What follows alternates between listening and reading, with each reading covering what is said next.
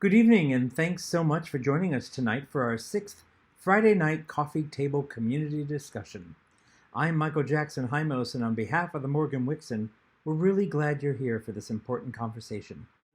So, tonight's community discussion is entitled Code Switching, which is something that many minorities and disenfranchised groups find themselves having to do, but what is it and why? Before we get started with that, I do have a few announcements for everyone. For the question and answer section, we'd love for you to give us your questions and answers by pressing the Q&A function at the bottom of the screen. And then we'd love to bring you on camera to ask your question for the panelists later on in the session. So just use the chat and Q&A feature there. Want to also tell you about what's coming up for us. Next week, we're doing a reading of a one-woman show called Home. It is written and performed by Nancy Ma.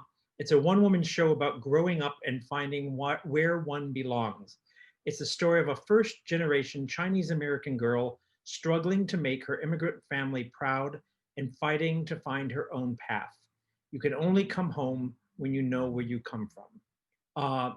My husband and I saw it last year down at LATC, and it was really wonderful, and we'd love for you to join us next Friday, all of our members. Then for the Halloween weekend on Friday the 30th, we have a special Halloween reading. Come join us for that. And then this is tentative, but we're hoping that November 6th, we can do a special reading of 10-minute plays from the folks that have been taking our playwriting class. So that could be lots of fun too. We're just waiting to confirm that, but that's scheduled for November 6th. And then for our members, November 15th, we have the annual membership meeting, which is via Zoom. Notice went out today, so please check that. And then December 13th is our Jeffrey celebration. Though we have no Jeffrey Awards, we're going to celebrate the year anyway, and thank everyone that has been coming to these Friday night events. So please join us for that. I did want to share with you that for 2021, until we figure out where COVID is taking us in the new year and what shows we can do live on stage, we're going to have start our little virtual season with continuing play readings and community discussions, but we're going to change it up just a little. Play readings are going to be the second Thursday of the month, and the community discussion is going to be the fourth Thursday of the month. So we're making them on Thursdays instead of Fridays, and we're only going to do one of each month. And I hope you'll join us in the new year. And then that leaves us Fridays and Saturdays for any special performances we might be able to bring to you. Before we start, I do want to thank everyone that helped make tonight's community discussion possible. Appreciate everyone's assistance and being here. And then I also just want to, as we're ending the year coming up, I want to take a special thanks to the executive committee, Ann Gessling, Ashley DeFrancesco, Christine Brewer, Christy Matson, and Miriam Billington for all the support and help they've given to the theater and to me this year. Executive committee is supposed to meet about once a month, and we have been meeting every single week since this whole COVID thing started, just to make sure that the theater is healthy and that you have something to watch. So really want to thank the people on the executive committee, so thank you. So we're going to get started with tonight's community discussion called Code Switching, and it is moderated by Dré Jackson Heimos, and full disclosure, he is my husband doing it from the other room. So welcome, Mr. Jackson Heimos. Nice to see you. Oh, nice to be here. Thank you. You and your special podcast microphone I see you're using. I do have a new, if I start to speak like this, it's because I really want to get in the mic, but I don't need to do that. All right, let's meet your fellow panelists and have a great discussion. Thank you, babe. Bye. Oh, bye, you're leaving? Okay. Hi, everybody. Thanks so much for being here with me tonight. We're going to talk about code switching. And look, it's going to be casual. This is like a roundtable discussion of experience and solution and perspective. So we're just gonna dive in and have a good time, and hopefully learn from each other, and be aware of some new things, and really just have a nice intellectual discussion tonight. Um, Also, if you have questions, I would love for them to come in real time, especially as we talk about things. So if something pops up, like please write your question in, because I would love to talk about it in the moment so it can be clear and fresh. Um, yeah. But it's not just me. It's not just me being here. I have lovely panelists here. So everyone, can you pop on in? And then we will go ahead and introduce ourselves. Hey, hey, hey, hey. Great, great, great. So I'm going to start by introducing myself, which I've already been introduced by someone else, and just talk a little bit about me. This is the best part of it, right? And so my name is Dré Jackson Heimos, or Dré. I am originally from Maryland. I was born in California, but I grew up in Maryland. I went to school at the University of Tennessee. So that was a little bit of my difference in culture from Maryland to Tennessee. And then I've been out in LA for like 11 years, chasing wild dreams. I'm a dancer, I'm an actor extraordinaire, and and just having a grand old time in Los Angeles.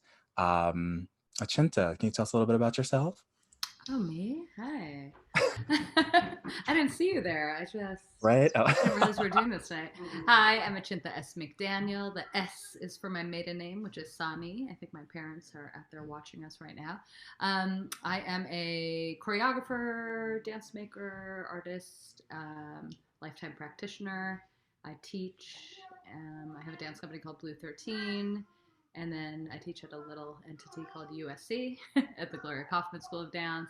And then just work in the industry on TV and film and this and that as a choreographer. That's me. Happy to be here. Thanks for having me. Of course, no big deal, right? Just, you know. Ebony. Hi, I'm Ebony Wims. I am originally from Ohio and I've been out in LA for a little over 5 years. I'm an actor and I went to the Ohio State University. So there was plenty of being a dual personality coming in there. And yeah, I'm happy to be here. Thanks, girl.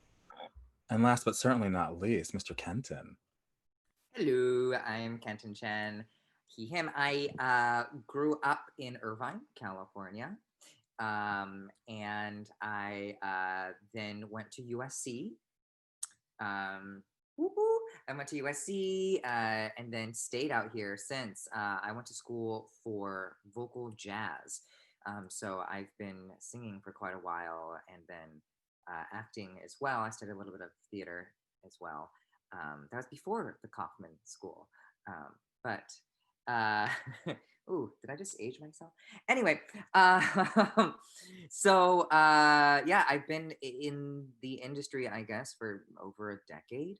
And I do session singing, which is, we can get into that later. And then I also act. Yes, a panelist of artists, yes. Great. So look, I mean, we all look very different and we're gonna have very different experiences on what code switching is. So I'm gonna jump into like a dictionary definition. Code switching, the practice of alternating between two or more languages or varieties of language in conversation. So from a broader spectrum, we're now talking about like a linguistics part of code switching. I'm going to go a little bit deeper. A code is a neutral term in which can be used to denote a language or a variety of language. Code switching is a linguistic phenomenon which occurs in multilingual speech communities. For example, the speaker switches from two codes, Malay or English, within a single sentence. So that definition is talking specifically about, I guess a really good example would be Spanglish, or, you know, speaking in one language and putting words in it from a different language, depending on who you're speaking with. So then a step further with this definition is the practice of changing one's language, dialect, or speaking style to better fit one's environment. And that's the one we're going to be talking about. And I actually have a video. I have a little video that shows an example, a recent one. So I'm just going to show the video. It's like a minute. Let me tell you what I had to learn to control. And I realized that I was just born with it, but I had to learn to control it because it can be misread. Baby, my neck can do some things that one thing. And sometimes when I'm talking, I have to like, ooh, neck off the swivel. Yeah, I gotta mannequin challenge it because you're not gonna do this. Because what happens is when my neck takes off, and it happens to my 3-year-old. I was born with it. I inherited it from my Aunt Laura. So my neck just starts going crazy, and if my hands join, I'm offending you, and I look like I want to fight. But in real life, I just meant what I said. Right. So I've learned to. Oh, wait a minute. Let me tell you what just hit me. Another thing is, don't come for me or say nothing to me in a group of people. And don't come for me or say nothing to me on social media. If you don't have my number, wait till you see me. Because then my neck get for real. You know, I don't like that. Yes, so I think sometimes along with what you say and how you say it is where you say it. Yeah. Keep that to yourself till you see What was really poignant, and the reason why I bring up this video, is especially in the second part when she starts talking about how you say it and when you say it. Because what we notice with Monica is she's very, very comfortable in her speech patterns and the way she's speaking. And it really kind of goes back to her roots. Like you can tell this is someone who's from Atlanta.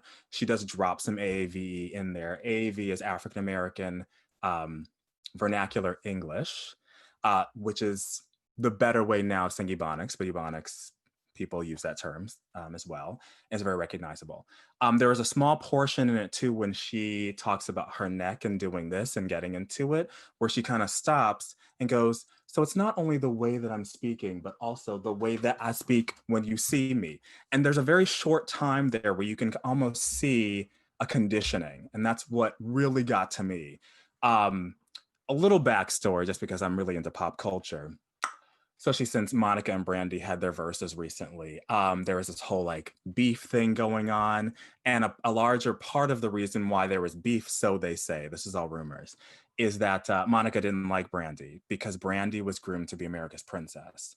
Brandy was from Carson. She spoke a certain way. She acted a certain way. And what people don't really know is that Monica's from the streets.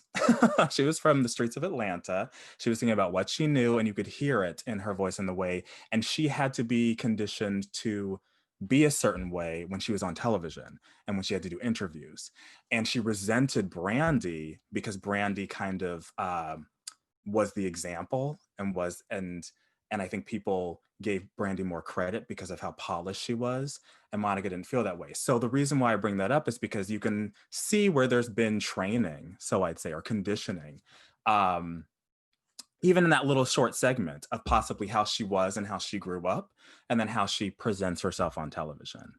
And so you can really see in the code switching there how she felt comfortable with the real and with the panelists, or the ladies there, versus how she might interact with industry professionals, or if she's having a, not to say that wasn't a professional interview, but if she was on, The View versus her being on The Real. So does that make sense? Is there anyone else that noticed anything in that video in particular? Any of my panelists? Well, hi. Hi. Yeah, no, I love that video. And I feel like just everything that you're even bringing up about the two being pitted against each other, of Brandy and Monica, is such an interesting point. Just like who is white adjacent, right? And who has to code switch in order to be more palatable for white audiences and the mainstream. And that's just been since the literal birth of pop culture in this country, right? And actually the birth of pop culture in this country is rooted in the minstrel show. So let's go all the way back to that. So that is, I mean, that's the birth of what all popular culture is, right? So it's just interesting that we've seen historically theft of Black dance practices to the degree of turning it into palatable items for white audiences. So taking like social dance practices, and I'm just talking all from a dance perspective right now, social dance practices, and then changing them, taking out the hip movements and not so close together, and let's make sure we're standing tall and erect when we're dancing, and this is palatable now for the audience. So that just dates back. It's so like deeply fraught with just, especially in this country, and white supremacy in this country, and all of the arts, and especially pop culture, that I just think it's like we're still talking about it now, and it's good that we are, because I think there was a long period where people wanted to pretend like everything's good, there's no such thing as racism anymore. Right. So we don't have to talk about it. That's sort of like an 80s, 90s kind of construct, and now it's coming back up again. So I just think it's really valuable that you're bringing that up, Dré, and I appreciate that. Yeah, and just even her doing the embodied, like the embodiment, the movement, for me, if I don't want to hog it about dance, but like code switching with our bodies is a huge thing too. What we're able to do, how we're received in a certain way with linguistically versus what we're doing with our bodies versus what's being presented on stage. If I can do Bollywood for some people and I can do contemporary for others, and how acceptable any of those are going to be. And just like, if I'm allowed as a non-white choreographer or dancer to create anything abstract, which I'm not, I have to be the monolithic representation, right, of an entire ethnic race or culture, regardless of my being born and raised in this country, regardless of diaspora, right? So it's interesting. I don't want to hog it. I'm sure I saw Ebony and Kenton hog away, so go for it.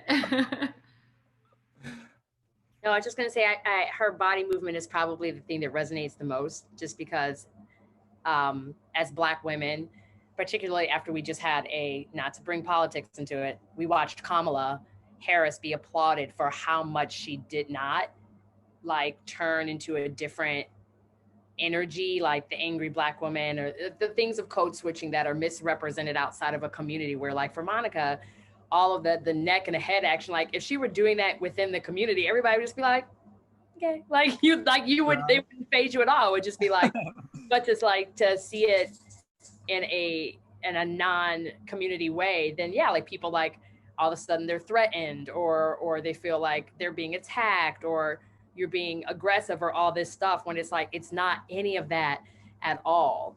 And just the sadness that you would have, like she said, you have to train yourself to push that part of you away in order to be received by the larger group. Mm-hmm. That was spot on for her. And it's so true, because it was like, oh, Monica's ghetto. And yeah, and it was like, but Brandy's where it's at. And I remember being a kid during that period, and it was definitely, when you were picking sides, it was definitely based on that white adjacency that she did not have. Yeah, for sure. I mean, it's one of the things, especially making things palatable. So what has really been created, I think, from this video, and something that I didn't say before, but when we're talking about code switching, we're talking about things being easier to digest for the environment. The environment that's been created, this American environment, is that things need to be white adjacent. What is? Are we speaking in traditional British English? No, but the closer representation of American English, and that is considered the pinnacle. That is, so as people of color, we're conditioned to then have to interact that same way and speak that same way for it to reach a wider audience, and for it to not seem, I don't want to use the words aggressive, but isolating. If I am to technically use AAVE with anybody, because it is a different practice of language for something of my community, does it isolate the person I'm speaking to because they're not a part of it? Does that make sense? And can I just jump in and say, like, the constant walking on eggshells of like having to even think about this stuff all the time? Like, you're just talking about Kamala, for example, Ebony. That's like, she's the perfect example right now of that, having to just grow up your entire life in these being torn apart by these two forces, and to constantly have to check, what am I saying? Is this, how am I being perceived? What's my body language? Monica holding her head straight. Like, to constantly have to check yourself every moment. And I think this should be so educational for people who have never had to think of that, which are white people in this country that just don't, that's never even phased them, So I talked, my husband's white, and I was, we talked about it, he was like, oh, I didn't even like even know or think that was a thing until you brought it up, you know. And it's definitely, especially for our Black colleagues and friends and family members, it's like 1,000 times more. There's so much. There's so much more about, and I'm sure Kenton. I don't want to put words in your mouth, but I don't know if you ever heard the whole model minority thing that we as Asian Americans kind of have in a weird or white adjacent thing versus our Black counterparts. So I didn't know if you wanted to. I saw you nodding a lot too, so I was going to try to pass the proverbial mic to you. Yeah, no, I was just writing a bunch of notes on things that came up in my head, because I have done so much reading in the past, just in the past few months, trying to just understand my own identity better. And I think one of the biggest things is the fact that as BIPOC people, which if you don't know what I'm referring to, that would be, instead of just referring to as people of color, we say BIPOC now to show that there is a difference in experience if you are Black, if you are Indigenous, or if you are a person of color that is not Black or Indigenous, because it is a huge difference in experience and how we are perceived and how we perceive ourselves. And I think for people who, like me, are non-Black POC, I think there is always a question of like, where do we fit into this? And you know, it's speaking from the music point, you know, there was this big thing a few years ago about Bruno Mars, right? Where people were saying like, well, he's appropriating Black culture. Like, what is he? You know, he's putting on this front of what he actually is and all that. And I think that is something that is worth discussing and that we do need to talk about a lot. But then as an Asian American, I think it's often like, well, where do people of color go? What is their actual, you know, community or culture to go into? Because like, I'm not gonna be able to, nor did I grow up with the bluegrass world. What I'm going to go and sing country, you know? And it's like, and there's no way any of us are off doing pop unless we're actually Korean, apparently. And so like, it's this place of just this lost identity. And the thing that has really become apparent to me, which is just with all BIPOC people in general, is that our identities, no matter what, is always described in relation to whiteness. We don't get to forget about that. So whether or not we are speaking in a certain code, whether or not I speak proper and I have a very intelligent tone in which people think, you know, wow, you are so educated, or I tend to speak more, you know, dramatic or whatnot, or have different tones. And I will say, you know, growing up with immigrant parents and also going to different communities in which people do speak differently, I think there is a certain amount of inflections that happen in my voice that I think if I get really into it and I'm around people that are a lot like that, you'll hear a way that I talk that is distinctly different than what you would see as just Californian. Because of the more Asian communities. That being said, it's always in relation to, you know, if I speak in that tone, then great, you're more digestible, you are more relatable, ergo you are more American, you are more white. You don't actually say that, but it's there. But if I speak in a different tone, you know, then it's like, oh, this is who you really are. Oh, this is what it's like when you speak like your people. But the reality is, if I speak white, if I speak intellectual, if I was raised in a certain way, and this is the way I speak, how is this not my real culture? Yeah, definitely. There's it's almost like it's a necessity growing up but then people also treat it like a parlor trick sometimes. And it's like one of the most non-complimentary things that I ever heard from an employer was, because, you know, I code switched, and because of the way I was speaking within the job environment, was her say, "You ain't black, you're the whitest black girl I know." And I literally had to stop her and correct her, because whatever language I'm choosing to speak in is not the indicator of my proximity to my culture. But it was crazy because she really did think that it was a compliment to be like, "Girl, you're not black. I'm blacker than you." And it was because of the way that I spoke around her. And so it was funny because sometimes I would refuse to speak AAVA with non-community people just because I don't want the judgment or the surprise of the swap that can happen. Because, you know, it's surprising for some people to hear, like you're saying, Kenton, so many different inflections and things. So you're like, oh, wait, that's not the you that I know. That's not Kenton. So definitely agree with that. For sure, for sure. I mean, that brought up such a poignant thing with myself, because as far as AAVE or Ebonics or whatever, like that's not an environment that I grew up in. I did grow up in white suburbia. My mother, a little bit of background, telling her business, she was a stutterer. And so speaking clearly was important to her because that's not how she had to be trained, because she had a speech impediment. All of her children spoke that way. At the same time, without her telling me, I'm pretty sure it was a defense because of where we grew up, that since education was the equalizer where we grew up, that I spoke clearly. And so I couldn't use Ebonics. I couldn't use gonna or gone or ain'ts and all that stuff. I definitely couldn't say post to or supposed to.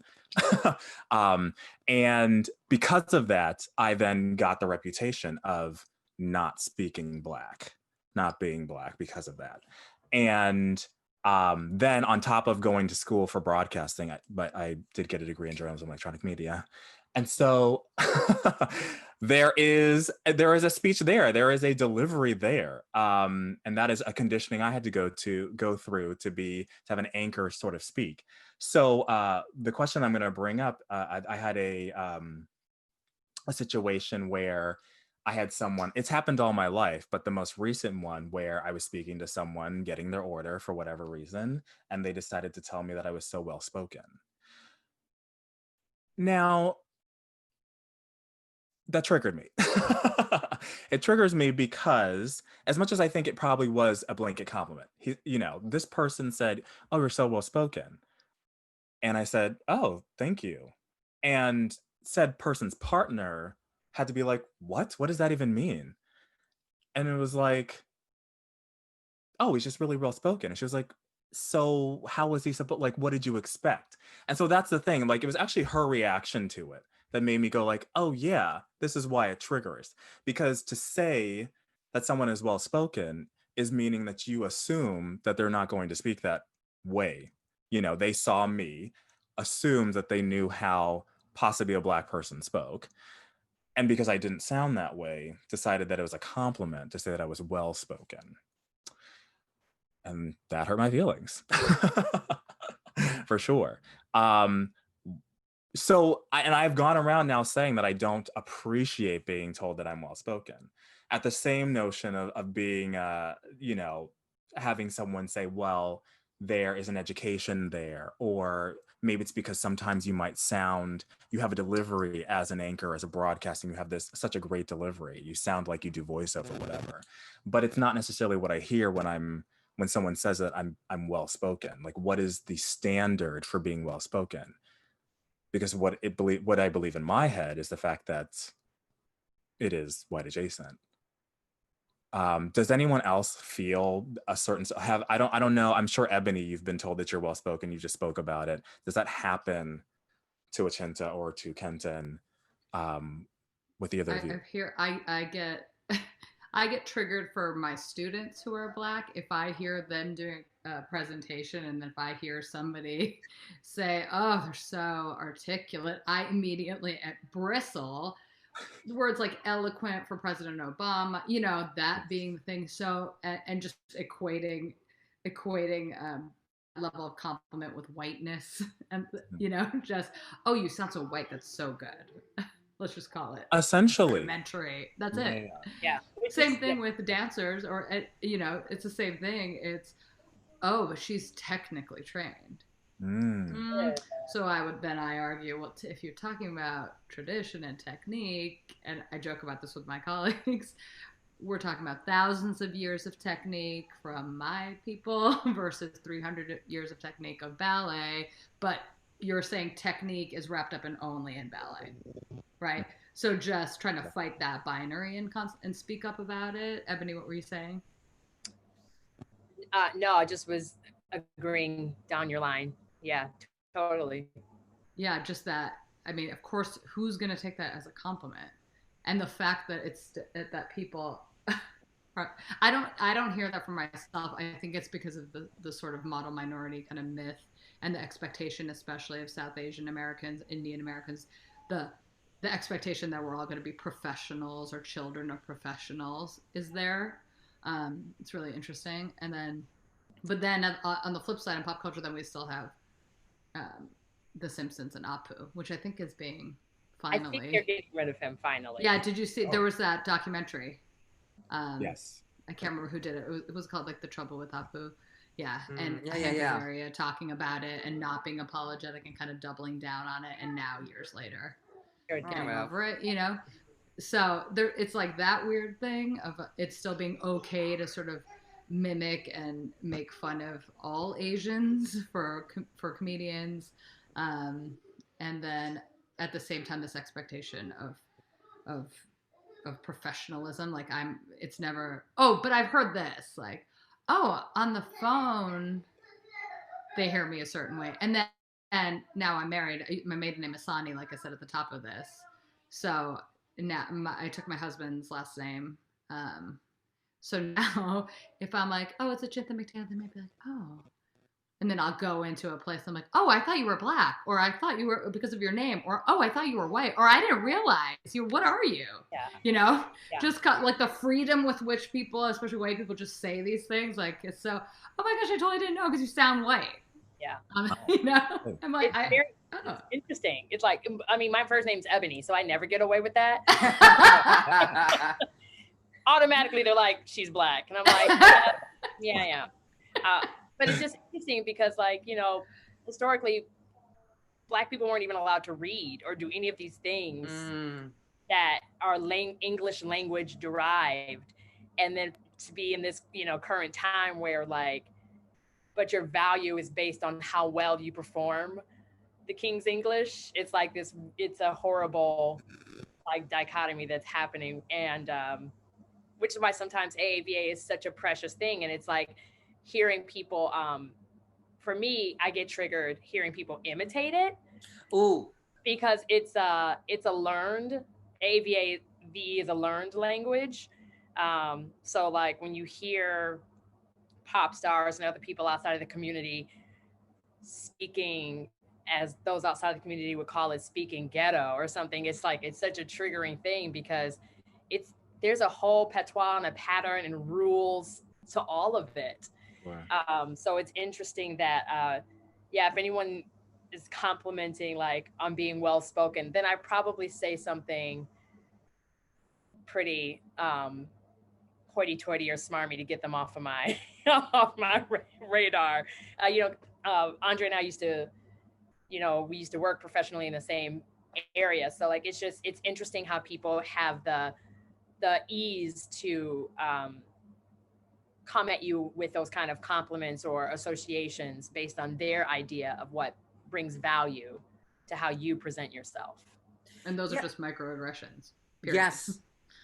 Yes. I mean, I think a lot of it has to do with, we talk about appropriation, right? Appropriation of lots of things, but in this specific instance, the appropriation of language. And sure, we can learn how to do a Southern accent, we can learn how to do whatever, all these things, but it's about the power dynamic. If you are able to switch in and out of it with no harm, no foul, and you are able to just adopt it, and then what? And then make money off it and then have people praise you for it because of how cool it seems. That is appropriation because you have not done the work of actually understanding the community in which you are imitating. Sure. You know, and then you get to take that and then commodify it. Mm-hmm. And so the thing that struck me earlier that Achinta was talking about was is actually, I don't remember exactly what you said, but I did write that we didn't quote me verbatim. I mean, but it's this idea of like, you know, can we just get rid of telling people they are well spoken, telling people they are articulate, those words, and it's this intent. I grew up in a very white suburban community, and there are a lot of very well-meaning people who don't mean anything, but we have to think about intent versus harm, right? When we are growing up, you tell your kids, you tell children that they are so articulate. You tell them that they sound so smart because they are young, because you don't expect them to sound a certain way. But when you are speaking to a 35-year-old white man, do you tell him that he is articulate? Do you tell him that he sounds so never that part smart? You know, and so I think if you are to comment on somebody's speech, a way of speaking, tread lightly. But if it is something in which like someone is actually saying something that is very impressive to you, maybe just say like, whoa, you know, I would usually be like, oh, you smart. Like, you're like, what is that word? Like, that's how I would respond. Cause that's like, you know, or I have a friend who I literally call him professor because I'm just always like, I am in a class. You are, I don't know. Those are words that I learned on my SATs that I immediately forgot. What is that? But those are the way, you know, I mean, that's a way to say something to somebody. But if you don't know them, maybe don't comment on that. It's just really, you wouldn't say that to anybody else of a different race, would you?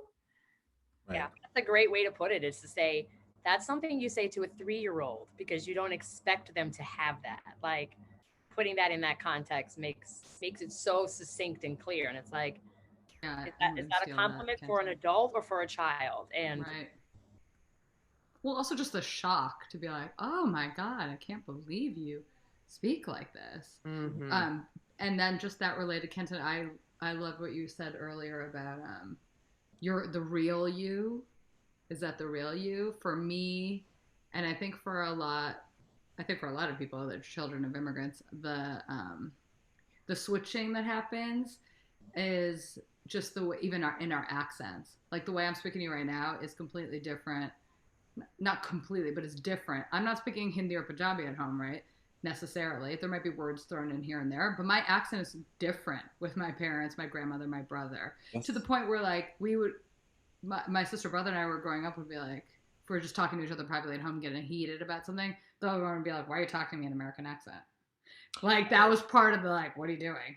So that sort of real me thing was kind of there. But then I speak like this to my husband and my kid. So I'm like, wait, am I the real me to my husband and to my kid? No, it's just so funny. So you feel that, like, I always say this about myself and I think a lot of people, this resonates with a lot of people, just like my entire identity is on the tightrope. Mm-hmm, like that's where that's who I am, is just we talked about the eggshells before, like just walking on that tightrope, being, hearing from home growing up, you're becoming too Americanized. We have to be careful she doesn't become too Americanized, that word. And then I have students who are children who are like second or third generation now that are still bringing it up, that their parents are saying things Americanized, like this fear, this like longing to hold on to the mother tongue, not just the tongue, but just all of the cultural things from the homeland. And then this need to assimilate and be and code switch and be so white adjacent and be part of the culture. It's so interesting. Just as you were talking about it, yeah, it reminded me of this graphic that I wanted to show where I love this. It's if you can read it, two people, it kind of reminded me of like someone that they're comfortable with, possibly someone who looks clearly like or closer to like them. That's why I was all like, I don't got no pencil, but I might could if you give me yours. Versus what I actually said in Can You See It in class to a educator, presumably Right. who knows what color that is, but I told him I didn't have a pencil, and then I asked if I could borrow his. Right. So it just kind of reminded me of that. Thank you, babe. Yeah. No, but completely. Like, just to of course, to switch in like a professional environment or a boardroom or to your teacher or to your doctor or whatever versus your family, like that's going to happen, or your community. It's just this like interesting added layer for, I think, people who are born here first generation that have that like immediate need to satisfy both and not quite being able to please anyone, you know, is interesting. And like just students or ex-boyfriends or whoever pointing out like, oh my God, do it again. Like the parlor trick Ebony was talking about. Oh my God, why do you say million to your family and you said million to me? You know, like it sounds funny, but it's interesting. Like, and we talked about it our whole lives, but really having my little boy, and I was like, oh my God, let me make an effort. This is deep to like when I'm reading him a story. I was like, okay, pretend like you're reading this to Jacqueline, to your brother, so that you have your real accent. This was like what I thought as a first-time mom. That was in my head, and that's deep, right? Where I was like, wait, so Kenton, when you said that, I appreciate that so much. Like, I am not less my identity when I speak like this than who, you know what I'm saying? So it's just interesting. It goes on and on and on, whether you're 3 or 33 or, you know, or 20. Yeah. Go for it. Oh, okay. I mean, like in Dre's case, right? It's like you now, older, now that you are an adult, like you are learning, an adult, not older. You are learning, right? You are learning AAVE in the way, like in order to reclaim what that the power of that, right? And your identity within the community. And I think that's something that is very important. And I spoke about this with my other friend who's Japanese, and his family has been in America for like 4 or 5 generations. He can't code switch. He has no code to go to because he's not, he also didn't grow up in a Japanese community. So it was like, he's now going to more Japanese things to try to, you know, and then yet it feels fake because he's like, I really don't know how to speak like that. And it's like, it's this, and so you're just stuck in this weird bastardization of like taking things from different identities and being like, is this me? Is this me? I don't know. I definitely did more code switching going to college than I did, funnily, being younger. I grew up in a suburb neighborhood. If anyone's seen Little Fires Everywhere, I grew up in the neighborhood next door called Cleveland Heights. So that was Shaker Heights. Excuse me, I went to Hathaway Brown, Ebony. We just are colliding. I went to Heights High, so. So like, you know, that was just like a utopian kind of mixed community. And so I remember going to college and being accused of like talking white. And even though I was like I went to high school with like half black and half white, like everybody talks like this.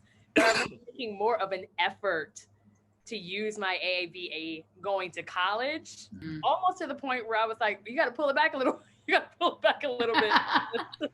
You still have to be able to function in the white world as well, especially as a theater artist, where I was like one of 2 in the department. So it was like, you know, but it was funny that I was like, wow, I really, culturally, I didn't, like Kenton was saying, like, if your friend didn't have, he's attending more things now so that he can have more power in his own code switching. I felt like, oh, I need to use my code switching more so I too can have identity in the Black community. Because if I don't do my AAVE enough, then I will be ostracized from them as much as I don't want to be like erased in being accepted in the white group. So yeah, it's this weird balance. Like you're saying, Achinta, like you're talking about, you know, how do you maintain authenticity to the blending of the 2 things that you are, whether you're presenting yourself to family or just to the outside world.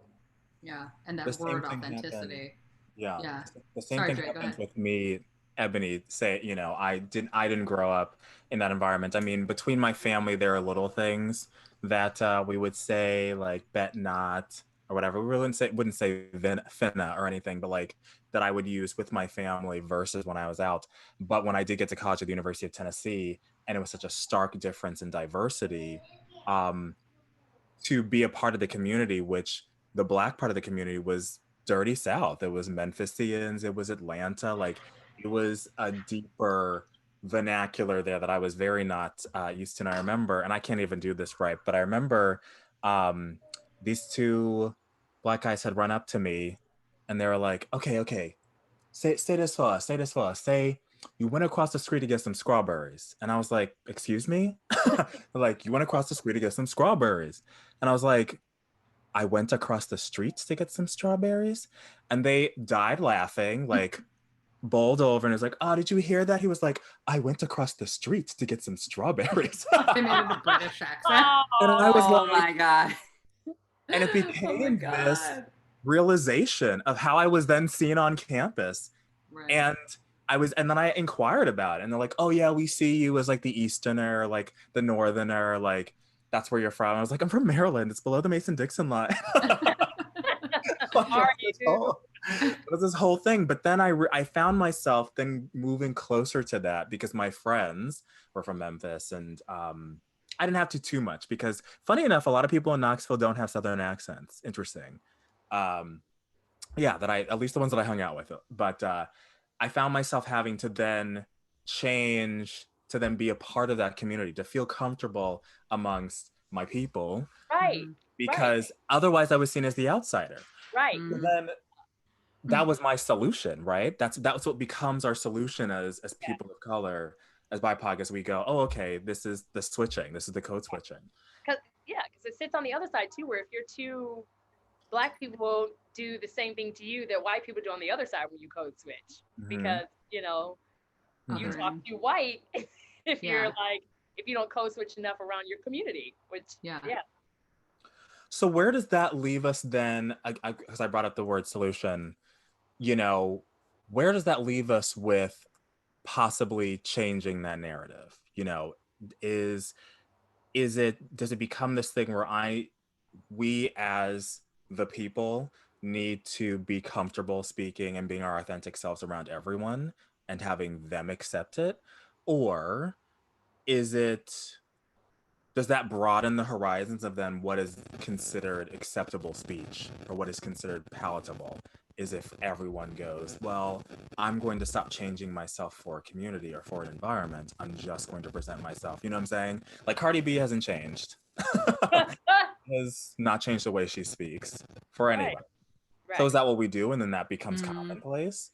I mean, for my solution, that's what I've started doing. Like I've stopped, like if I do little posts or whatever on Facebook or social media, sometimes I do just write it in AAVE. And I use both sides so often. I try to now use both sides so often in all arenas that it doesn't give someone the opportunity to make the choice of who I am. Because that's for me, the solution is to like use it in tandem openly instead of like, I guess being like always like on the defense to be like, okay, let me dodge this situation. How do I fit into this particular situation? I have found myself kind of being emboldened because of the current climate to be like, no, like I can speak this way openly and it's okay. And I can switch back if I want to. And then it allows other people to broaden themselves and be like, oh, okay. It's not just a slang thing. It's like, that's She's multifaceted. She's a human. It's a real thing. So I think exposure to me is a solution so that people don't take it as a joke or as a lack of education or as all these other things that they take it as when you're speaking with an accent or a dialect that's culturally specific. I like that. Great. My parents would have had to like chase us and follow us around at school every second if they wanted us to not, if they were trying to get us to keep our accent that we used at home, though, So in that way, that's really tough. Interesting, because my parents refused to speak English to me because they were so worried about me developing an accent. because Mandarin was my first language growing up, and so I didn't learn English till I went to school, and they just would not speak English, which is funny because I do have certain mannerisms that started developing just over time, being bilingual, but because of that, I think I do sound much more white, I guess you would say. Although I will say, my friend Deja is doing a self-tape with her, and I was her reader for her, and she told me that her friend literally asked her when she showed the tape to them, "Is your friend Asian?" And I was like, I was so shocked. I'm like, what is it about the way that I speak that gives it away? And I don't know what it is. Yeah, my sister was like that too. They spoke only Punjabi to her, and she learned only in school. But ours was very different. I don't know. It's interesting. They would still speak. They would switch too and do Hindi and Punjabi at home and English, and we would listen to the music and we would watch the films and all that. But looks like we have a guest. We have a guest. We have a question. Hi. Get on in here, Daniel. Hi, I'm Daniel. Good to meet all of you. Thank you for coming and being here. So I had two questions. Michael wants me to ask the second one. The second one was, I think a lot about like the intersection of being Asian American, and being gay. And I'm wondering how you feel about like gay appropriation of AAVE, because it seems very widespread, like so widespread that it's like really culturally pervasive within gay culture, I mean. And I don't know whether we should be like pushing back against that, or whether it's like it's infiltrated and it's here to stay, or like I you know what I mean? Like I'm not sure how I feel about it when I think about it. Yeah, I think there are colloquialisms that kind of bleed over, but not, I don't know how I feel about that, because there are Black men within the culture. So like, how can you say that like, well, gay Black men can use this verbiage, but other people aren't using, like, the Black culture is American culture. So it's this weird dynamic where it's like the things that we do or originate just automatically become part of what people will end up defining as just like American or just urban. I think that if people, there seems to be a battle between who originates these things. And I think that's where the issues come with, because that's where I feel the most tension, is where people are like, well, this, she said this way back when, and then Black people are like, no, actually this comes from when we did this. I think that feels a little rough. I think in communicating with each other on like, these things all started before us would make it easier than right now, where it feels like everybody wants to be the owner of something none of us started. So yeah. I think it definitely, for me, it always comes down to, I don't have a better example, but like if a non-person of color is going to use that kind of speak and they happen to be a gay male, it is always going to come off as like a white rapper. Like no one's going to give them any credit. Like it's just not working. We all know that it's something that you're putting on. I think for a lot of gay men, because searching for community within gay men can be very difficult. It is still something that, trying to find the commonalities between gay men that is beyond sexual. I think that there are people who end up using it to be like, oh, I can be a part of the community if I act a certain way, if I impart drag culture, which is in part of Black women or whatever. And solutionary could just be if it's more, the acknowledgement of where it comes from. And if it's celebrated in a way of admiration, then and not ownership, admiration and not ownership. I think that's the solution. 100%. It's fun, it's cute, like all these things, like it's the intent. It comes down to intent. Kenton said intent before too, and if you can have a really authentic intent with that, then I think it's okay.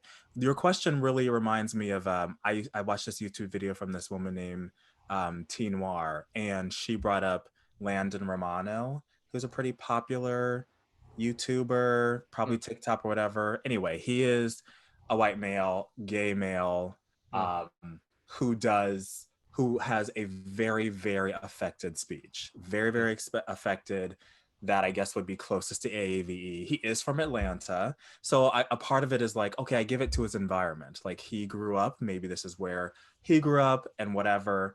And so there's a lot of up in the airness about it because that's the only way he speaks, which makes me think that it might be authentic because it's the only way he speaks. Right. But it's always done in jest. It's always done comedically, and he monetizes himself off of it. So is that where the problem lies? You know, again, it comes down to authenticity. If that's who he is authentically, if he is that person when the cameras are off, then it's not something that can be questioned. But it doesn't necessarily mean that other young gay males watching him need to act that way to be considered funny, to be considered any more gay, or to be considered popular, whatever. And I think that's kind of the solution, is like realizing like, oh, that is his, if it is, I don't know him personally, but if that is his authenticity, fine. If it's not your authenticity, then you don't need to create it yourself or take ownership of it. Yeah. At the end of the day, it always still feels put, like, I don't know, like you're saying, like, is that authentic? Is that something you're putting on? At the end of the day, regardless of growing up in it or not, you're still putting on a different culture's thing. Trying it on. Even if it's your, I mean, I grew up with plenty of people who were like, of course they speak AAVE and they're white in Cleveland Heights because that's just how the community was. But like you said, there's an understanding and appreciation that, like, even though they may speak that way, that's not necessarily their identity to own. And I think that gets lost in translation sometimes when people are doing it for fun. Yeah. Yeah. I also, oh no, Kenton, go ahead. No, you go. I have a thing with intention too, is that I feel like if we're like, oh, well, if the intention wasn't there, then it's okay. But that's always what people who do harm say. Like, obviously he didn't mean it like that, Achinta. Yeah. Like, why? And they villainize the BIPOC person for pointing something out. And a prime example of it is just me correcting people who are saying my name right. No, it's not Achinta. There's no R in it. It's not Achinta. It's not Achinta. It's Achinta. Right? Like, me, if I have correct, and this happened recently, over and over again my whole life. If I correct you, say it's Achinta, and you're like, oh, I'm so sorry. Like, I didn't, making me the bad guy. Right. You're educated. Now I have to. This is the difficult. Yeah. Right. Like, I already feel bad because I've been raised and have this like internalized white supremacy that we are all raised within this country. I already feel bad enough my whole life having to correct you. And now I have to now cater to your fragility and like say, no, it's totally fine. No, it's fine. Don't apologize. Oh my God, it's okay. So it's about that intention thing is like, well, if you did harm, it doesn't matter what your intention was. Yeah, like nobody goes, oh my God, I got my name wrong with oh my God, what is that actor that like has like so many vowels in her name, and she's in that Brooklyn movie, like Shinasane. Oh, Saoirse. Yeah. Saoirse. What? Like, what is that? And like, we can figure that out. Or Baryshnikov, all of them. It's just like, you're like, I can say all of them. That shit's hard, and we're trying. It's fine. It's not English. It's okay. But for me, like I said, what I said earlier with intent, right? It's intent versus harm done. Right. Your intent doesn't matter if you are still hurting people. And you didn't do this to tell somebody, maybe you really did mean to say someone sounds intelligent, like we said earlier, right? But like, that's not the connotation there. And if this person's being told all the time that sound intelligent, because why? Because people would expect them not to be, right? So I think that there is, especially among white gay men, I think that there are so many problematic things, and that happen because of the positions of power, and in that they are able to slide into that imitate and then just slide right back. Mm-hmm. And you're able to then take that culture and make it your commodity to sell. And if you are really into that world, then you need to be entrenched in that world and give recognition where it's due, and make sure that the voices that you're elevating are Black, are trans, are Black and trans, and that let them be the voices, you know. And I think that is something that has been huge when you look at the people who are being celebrated as, you know, as the faces of the LGBTQ plus community, right? It's like the entire cast of Ryan Murphy that all look like the same person, and like I don't know who's who, right? And then like these people who are like, oh, now I'm gay, you know, and it's like these, and it's fine, you know, and it's like, if that is true, then great, but you have to recognize the privilege that you have to be able to traverse so many different roles and places and still not risk losing opportunities. I think as BIPOC people, and especially, you know, I can't speak for it, but of what I've seen, you know, with Black men, it's like you basically get two categories, right? Like when you go into an audition or whatever, it's like, okay, well, we're looking for Black, and now we're looking for gay. So where are you if you are both? Not Right. when they, right? And that is, and it sucks because you walk into that room and you're like, oh, they look for gay. Literally everybody here is white. I'm so confused, you know? And it's like, so it's that position of power in which if you are going to appreciate a certain way of speaking or whatnot, or a culture and a community, then really appreciate it and entrench yourself in it and let yourself be in it, in which you aren't speaking for people. On period. Great. Thank you. Thank you. You can actually ask your second question, because it actually will transition us to the next topic. Me ask the other question? Yeah. So my other question had to do with, I was just reflecting on the fact that one of the few places in my life where I don't have to code switch my gayness away is at the theater, usually, right? Because at school, I'm a teacher, in my family, you know, the varying degrees I have to like reduce the gayness. But usually at the theater, I don't have to. And so I was wondering how we can extend that sort of welcoming culture that often is the case in theater to include BIPOC people, so that they don't have to code switch their racial identities down, you know, so they don't have to minimize the extent to which they are presenting their racial identities. So how it connects to the theater. Is the question how to change it in theater, or how to put theater into the mostly how to change it in the theater? Like what can we do? Well, let me make it more direct. What can we do at the Morgan-Wixson Theater to make it a more welcoming environment, so that BIPOC actors don't feel like they have to code switch in a way that reduces their racial identity, I guess is what I mean. Racially integrate the power. Yeah, I was going to say it takes the racial integration of leadership, because someone put something up recently where they're like, if diversity isn't hiring 100 more Black people if the people with the powers at play are still the same. Now you just have 100 more Black people who are going to be mistreated, mishandled, or BIPOC, how we want to interject that statement. But yeah, I think that has to do with like how you have people in positions of power in order to be the faces that can welcome other people in, to say it's a safe space. You know, so many of us being BIPOC can often be the one that's accepted, you know, like you're the one Asian, you're the one Black, you're the one Indian girl, you're the one gay. Like a lot of us, you know, have to fight that. And I think that for me as a theater artist, that's what always made me feel comfortable. I did a lot of equity theater in Chicago.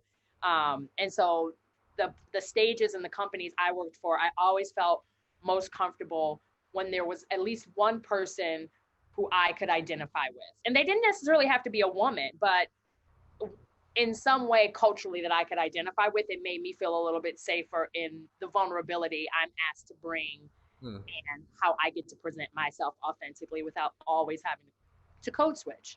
Yeah. Like on the board, in the production teams, all of those things. All of those things. Like you know, it's almost trite because we say it so much now, representation matters, but like it does. You need to have someone across the board. Yeah, it does. Well, even in the works that are being presented, obviously, like Yeah. we talk about, or I talk about a lot in dance. What are we labeling master works? Balanchine, they're all Right. white old men Like that are dead. What's the canon? Like, right? Who are the people coming in?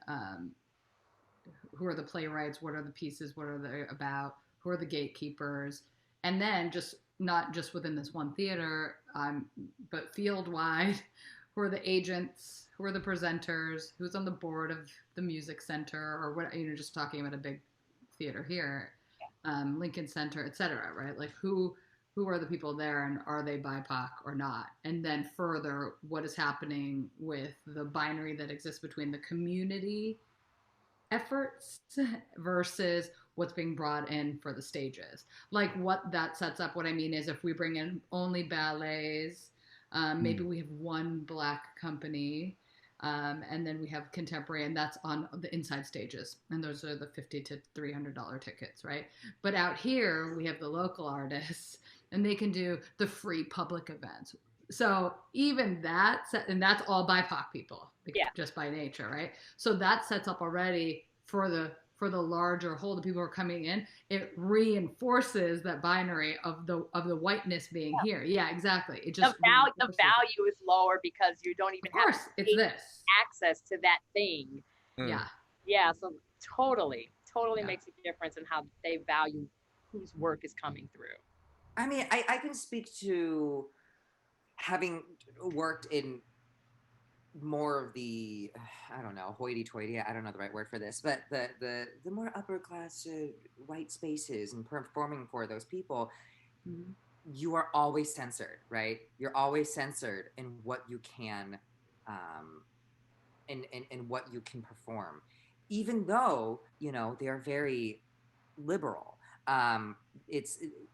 You can bring racism in, you can bring, you know, talks of all that stuff. You can talk about your race, but you have to make sure that you put it in a very particular way. Because at the end of the day, we want people to think, but we don't want people to be upset. You don't want to alienate the big donors either. Yes, we still need the big pockets to come through, right? But you get little pockets if you would actually show them that those communities matter.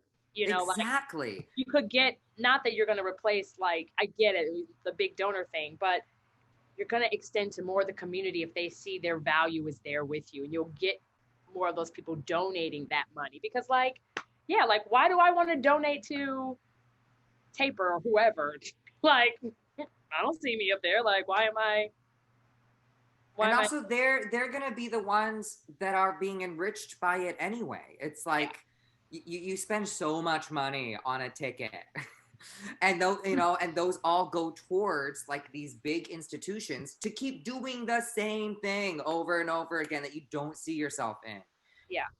You know, or if you're gonna do like a play with BIPOC people, it's gotta be, no offense, I mean, I'm actually really excited to watch it, but like, it's gotta be slave play, you know, like it's gotta be something that is like, this is gonna be about everything in relation to whiteness. Why can't it just be a play?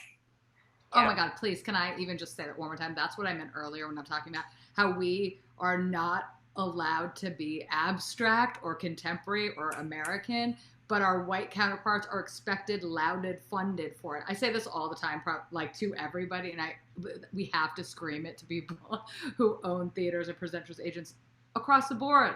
Like we are multifaceted. We are not, the monolith myth is ridiculous. We cannot continue to perpetuate that. It makes no sense.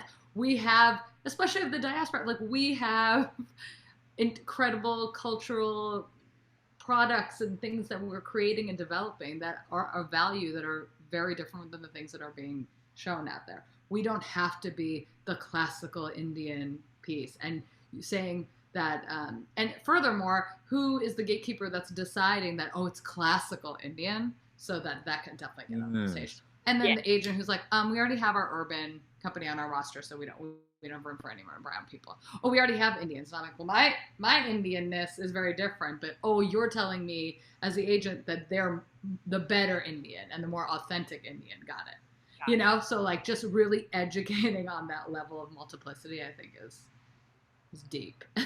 Thanks so much for your question, Daniel. Thank you. Thanks, Daniel. Thanks, Daniel. Thank you. Yeah, man, that was a lot. Good night. I got so caught up in it. I was like, what else am I? So with that in general, and can we talk about the experiences, especially Achinta with dance, where there have been experiences of code switching in your profession and possibly like amongst your dancers or amongst, your company and having to. Yeah, well, we talk about it a lot. Our company is mainly Black and brown.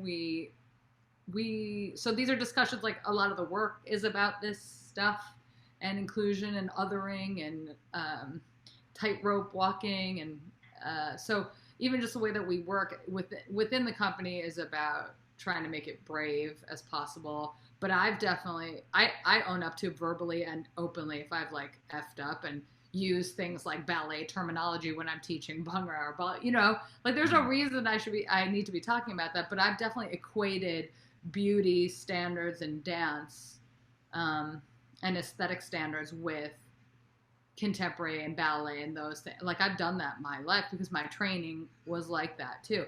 Then there's a certain point where I realized, whoa, wait. The very things that I'm fighting, I'm also upholding as standards in the company.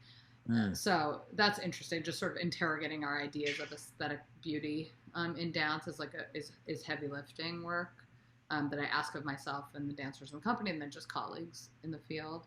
I also think this doesn't really have to do with dance, but just another part of the children of immigrants idea is colonization of like the homeland is a huge thing, like unpacking 200 years of British imperialism in India and the hangover that leaves generationally through our parents, regardless of their intention, of saying, upholding the Queen's English, for example, if we're talking linguistics, right?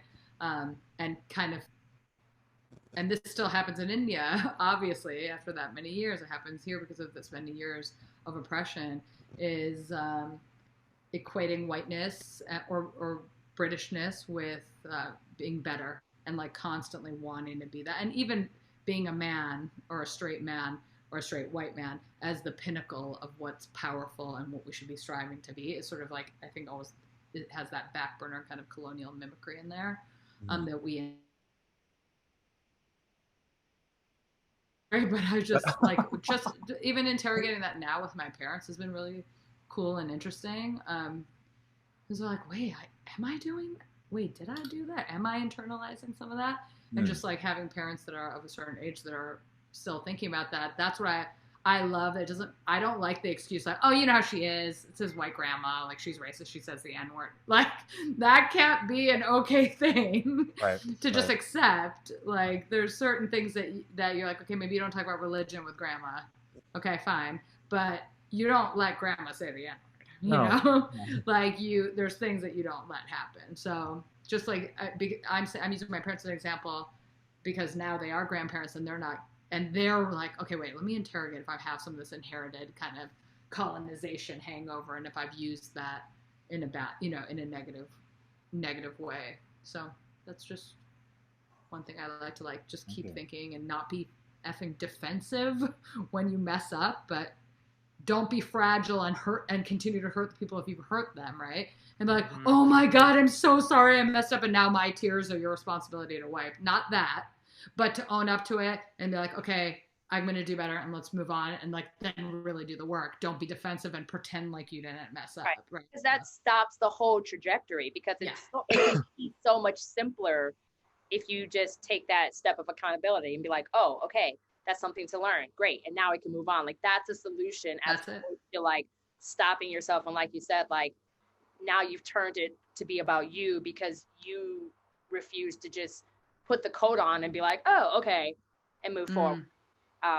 It just makes it so much easier. It's so surprising when people actually do that too. Like, you know, when friends are like, hey, I don't know this, but I'm going to sound stupid and ask it. And great, now I know. And now we can move on. And it's like, great. And it's so great when it becomes that kind of conversation, because you're like, man, we make it so heavy all the time, but like, it's literally just these little small moments of accountability on the non-knowing person that just allows it to move forward the way it should. Yeah.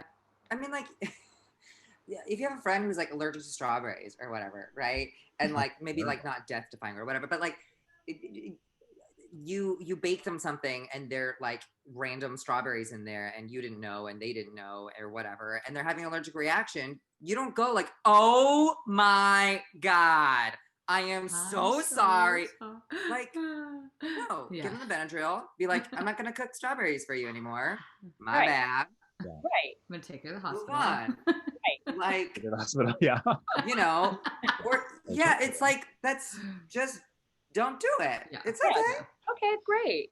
I mean, the defensive piece is brutal. It's so hard to take, especially when you're in a position where you could be retaliated against. Like, I'm talking from like a position where like, I'm the boss at my job, so I have a definite amount of privilege there. But when you can be retaliated against for speaking up, and you're supposed to applaud that, like, you brought me to the table, thank you so much, but then you're supposed to sit there as the model minority and be quiet. And like just accept everything and not speak up, right? Even in equity sessions, let's say, if you had the audacity to bring it up, I put your name on here and your face on here for our brochure, not for you to actually bring up the things that I've done wrong, right? Like how I've caused harm. If you're going to open the table up, those who are opening the table up, you have to understand that in that, you are accepting that you will release a little bit of your power. Because that's the only way the opening up actually works. Because you cannot just, like you said, have a face on a pamphlet, have a seat filled at the table, but then continue operating in that same vein. Like, that's part of the solution too, is that, you know, now that we've discussed how intentions don't really mean anything if your actions don't change to honor them. If you're going to take that step to understand and to have those experiences, you have to be willing to honestly let them happen and let those voices be heard. Otherwise, you're really not doing anything. Yeah. I want to mention something just from the music standpoint of it, and that referring to something we talked about earlier, in that music theory, right? And people being able to read music, and that being equated with you know, a level of education or sophistication or whatever, especially amongst the session singer world. We've actually been really investigating that amongst our community greatly. I don't know if this applies as much to musical theater, but I feel like it does.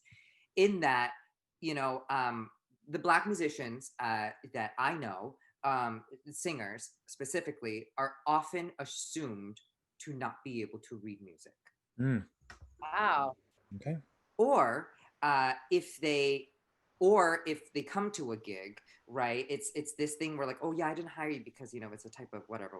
Or if you can't read music, is to be seen as like, oh my gosh, well then you must only do pop. Like that's just your own, you know, like you probably do like gospel stuff or like street stuff or whatever. Like, can you make it sound more urban or like, you know? And there's a very specific, talk about code. There's very specific code in which people use in order to not sound racist in the way they say things, because like, we just want to make it sound like more like church or whatever, right? Ridiculous. And like, but like, there's plenty of what is church, and also there are plenty of Black singers that also don't sing like that. Yeah. I have a very, very dear friend of mine who like didn't grow up religious at all, like has a very operatic voice, is very Audra McDonald, like I did opera, yeah. You know, like, you dare tell Audra McDonald, can you sound more church? Like, no. Yeah, you know? it's not a gene. Like, it's not a gene that Black people just like. Right. inherently have, turn on your church singing gene. That's wild. Yeah. I love that. We have another question that I think is going to pop up. Ooh. Yeah, right? I know, how exciting. People just like pop up. I have a question. Oh, no, there we go. I was thinking we will just. We will get to yours in a second, too. Well, how many of you have gotten to a place where all of a sudden it's like, oh, here we go. Hi, Mariah. Hi. Sorry, I'm on the iPad. I've never used like the camera on the I love it. iPad. Hi. Thank you guys for having this discussion. It's like really brought up a lot of questions and things. I'm not super familiar with AAV and like the term. And my question was, the way you guys are talking about it, it sounds like a cultural dialect, like a very American dialect that is specific to the African-American culture, in a similar way that like Hawaiian Pidgin is a dialect, or, I wouldn't say Southern, I mean, I guess sometimes you could consider a Southern dialect, but that's like location-based rather than ethnically based, I guess. But just like it in China, there's so many different dialects you could learn and study, right? So my question, and I've seen Hawaiian Pidgin be taught and studied, and like words and things, and I don't know. I guess my question is like, is AAV studied? If it is, would you be like offended if people outside of that culture are studying it and trying not to appropriate, but to appreciate and to just like learn part of American culture and history through language, I love that someone would study and learn it as a part of language and history, but to use it like just because you want to, for me, would be cultural appropriation, because it's something that you learn as a child, speaking in this way, like this, the verbiage and the dialect, because I mean, a Southern dialect has nothing to do with like speaking AAVE, because you could be Southern and speak AAVE, or you could just be Southern and just be Southern. But I think it would be great if people would study it and understand the mechanics of it, and that there's a history behind it, and that it's not just broken English or how they perceive it. But I don't know, like if someone just wanted, there's no need for someone outside of my community to speak AAVE to me personally. I just personally don't have a need for someone who is not African-American or Black to speak with me in that way, because that's something that's insular, so. Yeah, I mean, that's a really tough one, because I go to the extreme of like, unfortunately, for that to happen, it would need things in Black culture to be, not unfortunately, things in Black culture would need to be exalted as being admirable things. And that's something we're still working towards. It's still not, we're still in a position where if a Black person does it, it's like, oh, it's okay, they've done that thing over there. But if someone not Black does something that they just did, how cool and amazing is that?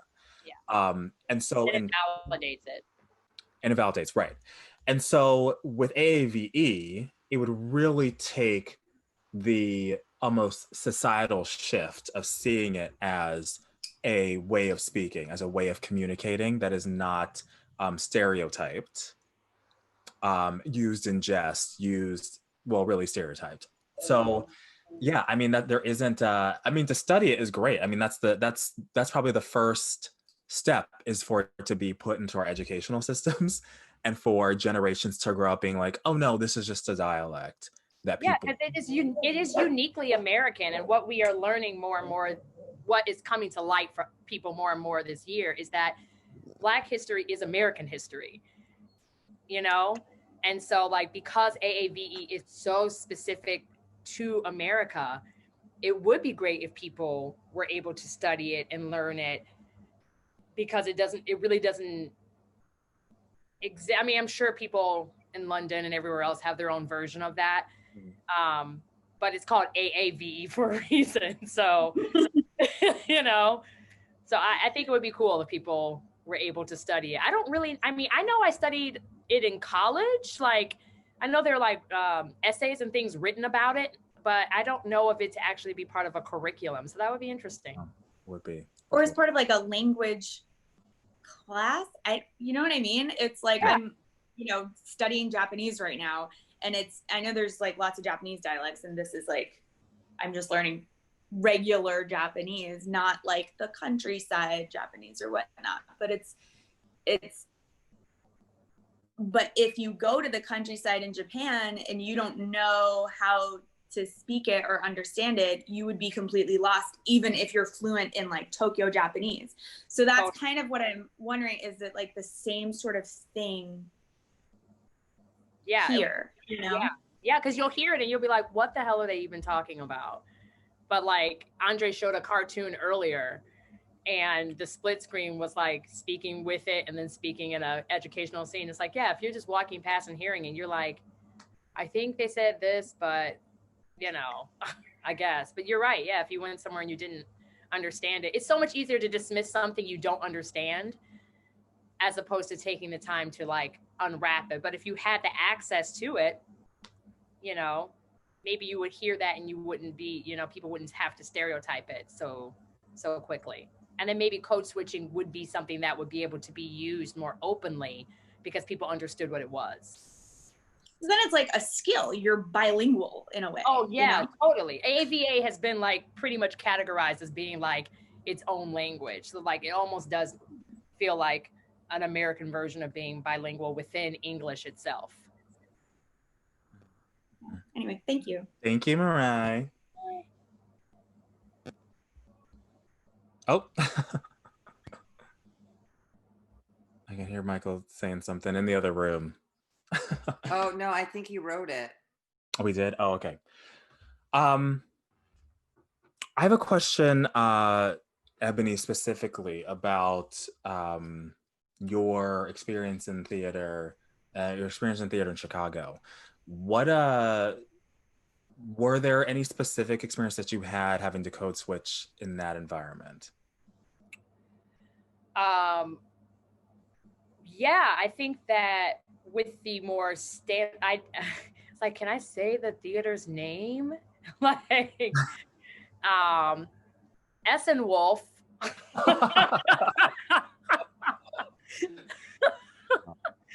You have to be. They've changed a lot since I've left, but you come in there with a certain kind of like performative sensibility, in the old guard days of how you auditioned in that realm. And then I would work a lot at Court Theater where there was Black representation on, within their leadership. And it was a completely different dynamic. Like I could walk in there and be like, hey, like it was totally cool. But like you walk into one of the more established, or even like, the Rudman, which is, another huge one out there.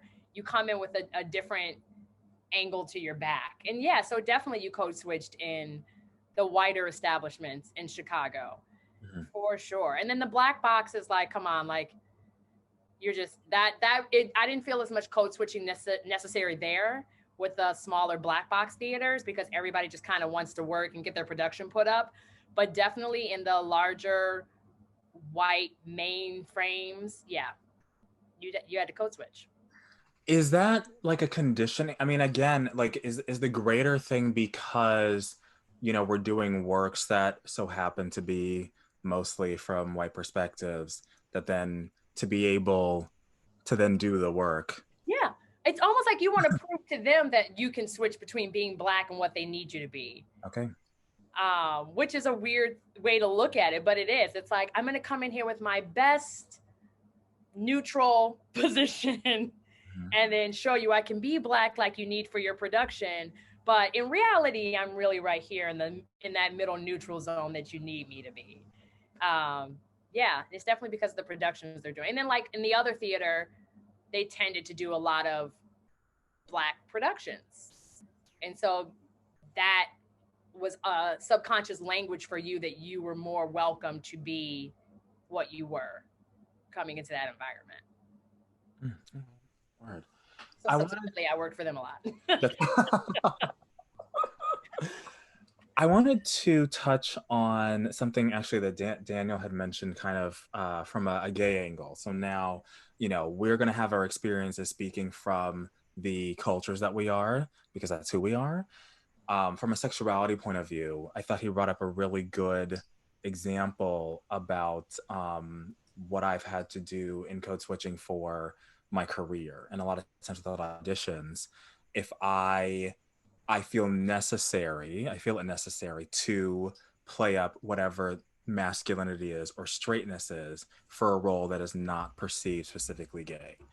And probably the biggest example I have is I went on an audition for Mindhunter, and it was to be a sheriff, like a highway patrol sheriff, whatever.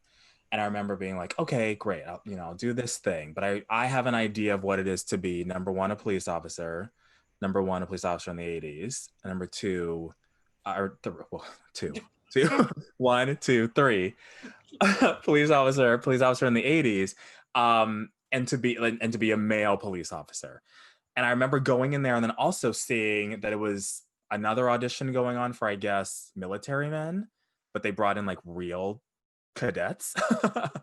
And so this immediate like kind of straightening up, and I don't mean that just in sexuality, but like literally with my back and like sitting, and how I presented myself for this audition and how I sat. And I remember the casting director walked by and like we caught eyes, and I kind of like kept my whatever, but there was something in her like something in her look that was like, I don't know, it was like there was something like, hey, it was almost like she said, hey girl, with her eyes, or whatever that meant. And I remember like really kind of fighting that, getting into the audition room and being just that, being like really what I thought was heterosexual, whatever, really and police officer, really like straight laced, and I wasn't moving a whole lot, and my responses were very singular. And she ended up saying something about, asking me where I was from. And I was like, oh, I'm from Maryland. And she was like, oh, I know Maryland. And I didn't really have a response to that. And she was like, oh, I was like, yeah, not many people know my part or whatever. Or I said the DC area. That's what I said. I said the DC area. She was like, oh, where? And I was like, Montgomery County. She was like, I know Montgomery County. And I was like, you know Montgomery County? And totally fell out. I was like, I literally did that. I didn't even have hair at the time. I was like, you know Montgomery County? And then it was like the weight of the room shifted. And it was this gab of like, oh yes, I know Montgomery County. Like I lived out there, we shot this, and this, blah, blah. And I was like, yes, girl, like I've been there for 22 years, blah, blah. And she was like, great. Now do this scene, you're swatting flies from your face, go. And it was so interesting that interaction happened where I thought I had to be something else, to then she dropped it from me, did the scene. I ended up booking the part. They cut it out, but I ended up booking the part. And it was just so interesting because when I left it, I was like, oh, there's no way I'm getting this, because now she knows the secret, right? But it wasn't that. It was authenticity. It was like, I just need a person. You bring something that I haven't seen before that's interesting, like this'll work, sort of thing.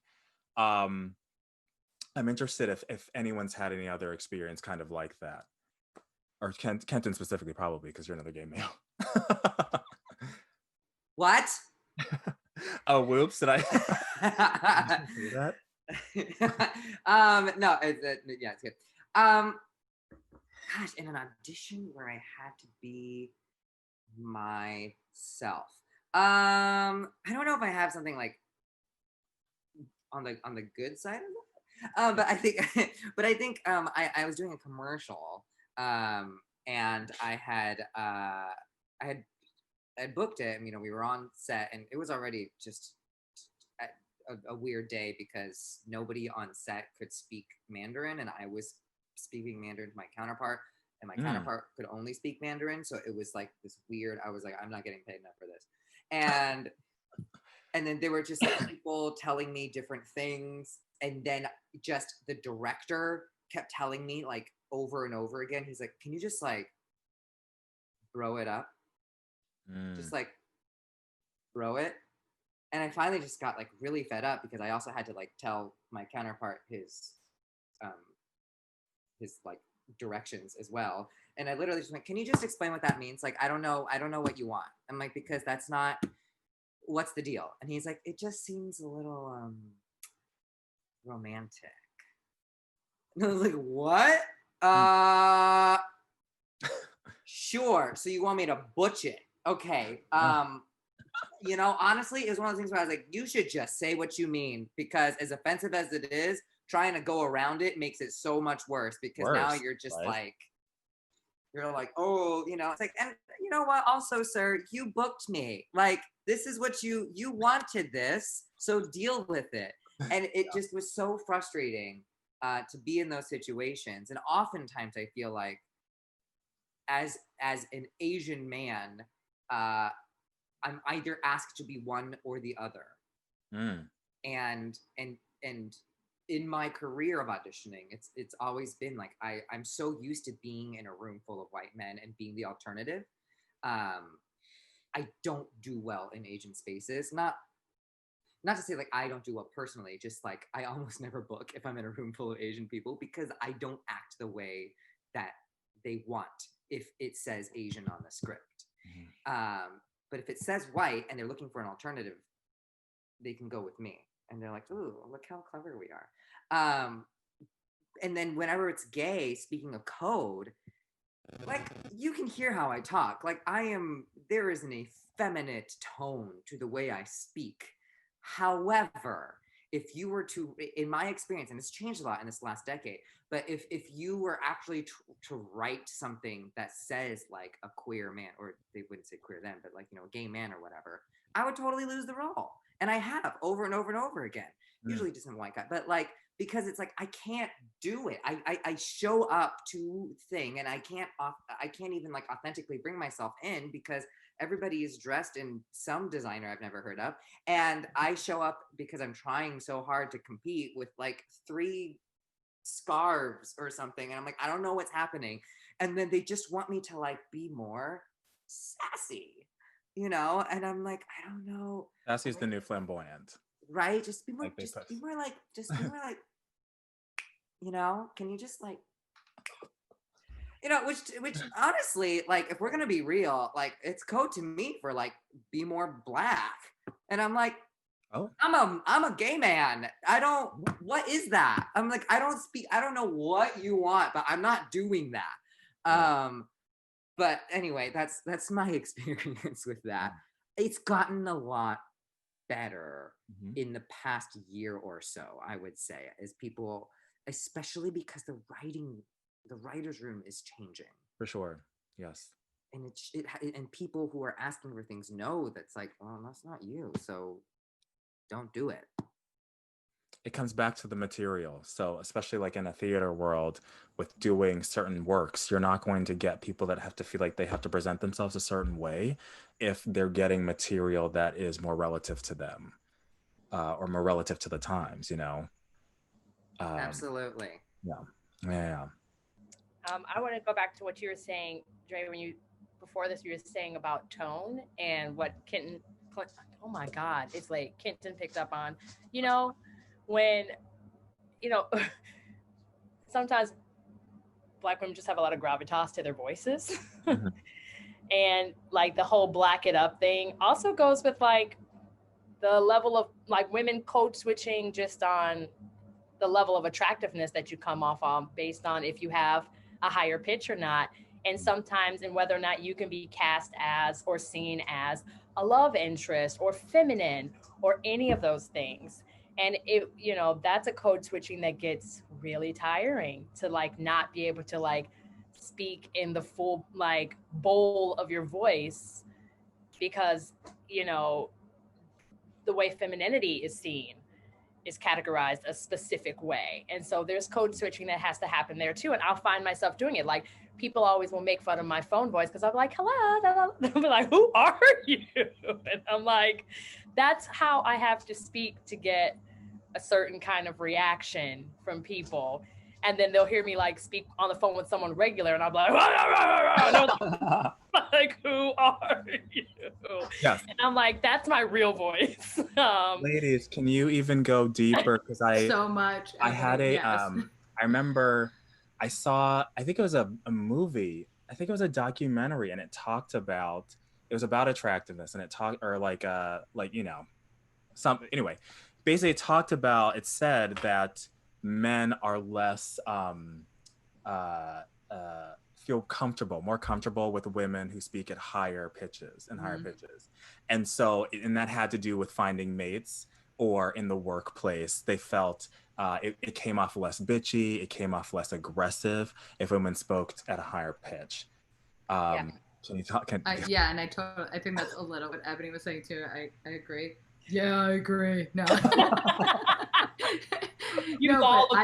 That's my, they're like, that's your wait staff voice. When I was like, hi, can we please get just like another round of drink? Like, why am I, who am I? Right. And again, you're talking in a way that is like. And men respond to it, like historically. Yeah. I've seen a response to it from like teachers to that. Like, this is stuff, especially for when like you grow up and you're constantly being hit from all sides from when you're like 8 years old with like inappropriate things. That's part of it. And knowing, and then being sort of taught this like old ideology of like using your feminine wiles is part of this high-pitched conversation that men are really indoctrinated to receive that way, like that those are the women that you want to be around, right? And then we are indoctrinated that this is the way you get what you want, which is crazy. And then the flip side of that is that because I have like a grouchier voice. What do you call it? Not grouchy. Grindy. Yeah, a little gravelly. Yeah. So that's always been like, oh, a source of intrigue. I feel like with actual relationships. So it's just really, that's a crazy, the being a woman part of it. And then just in dance and theaters that present dance. And even in working with giant corporations for work, I've literally been told, listen, as a woman, let me tell you, you have to like, don't like swear and yell and be like that loud with your dancers. Cause like, you know, some of the technical crew people were like complaining about it and we want to make sure that you're asked back. Meaning the guys in a tech booth at some theater heard me like, be like, no, again to my dancers. And they're like, but if I was Baryshnikov or any, or not even Baryshnikov, literally any man that was just being assertive with my dancers, it would have been like, oh, it's not a big deal at all. Like that same person, for example, I won't name the theater, the same person that was coaching me on that and saying that I was in jeopardy of not being asked back in the future is the same man who called a lighting designer that I wanted to bring in a bitch to my face. But he was the head of that department. You get what I mean? Like he is allowed to say that, but I can't swear or yell at or be with my dancers. So from being a woman leader in the arts is like, it's tough. It's tough to be like, oh, I don't have a pixie voice, and that can determine whether or not I get to move forward in a world. And so much code switching is based in the need to shore up the insecurity of the listener that can't handle it, which is so funny because that's what a lot of it is based in, is that's like having to be like, oh, I have to use this in this situation because of your insecurity, which kind of puts all which this is, like, and it's so disgusting now that you're unveiling it. Like that's really, I love how you're saying it, Ebony, but it's so disgusting the more I think about it that we're talking about, you know, not being sexually harassed in spaces of professionalism, but at the same time, we have to be a light, feminine, giggly person to literally do our work that we were hired or booked to do. Yeah. And then threatened not to be able to be paid or come back to a certain situation because we weren't playing the game. And honestly, that's flirtation that we're being asked to do, basically, when we're told to speak a certain way, and that's the way we're going to get our way. It's pretty that's gross. Gross is the word. We have a question, but before I get to that real quick, it brought me to this code switching, also doing it to protect ourselves, you know.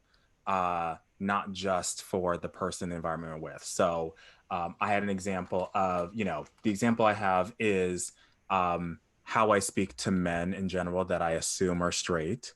My voice gets much lower versus how I present myself to women, which is different. I find a woman and I'm going to get it higher and be like, oh, hey girl, what's going on? In a way also, so that she knows that she can be comfortable with me because I'm gay. It's cool. I'm not trying to get with you. And vice versa. So it's just yeah, that's great. We got a guest. Hey, Aaron. Hi, hey, girl. Hey, girl.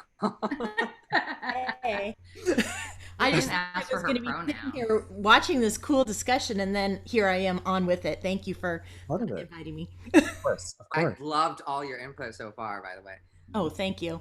My question goes kind of going backwards a little bit in the discussion is when you were talking about a variety of options of things that are shown in the theater.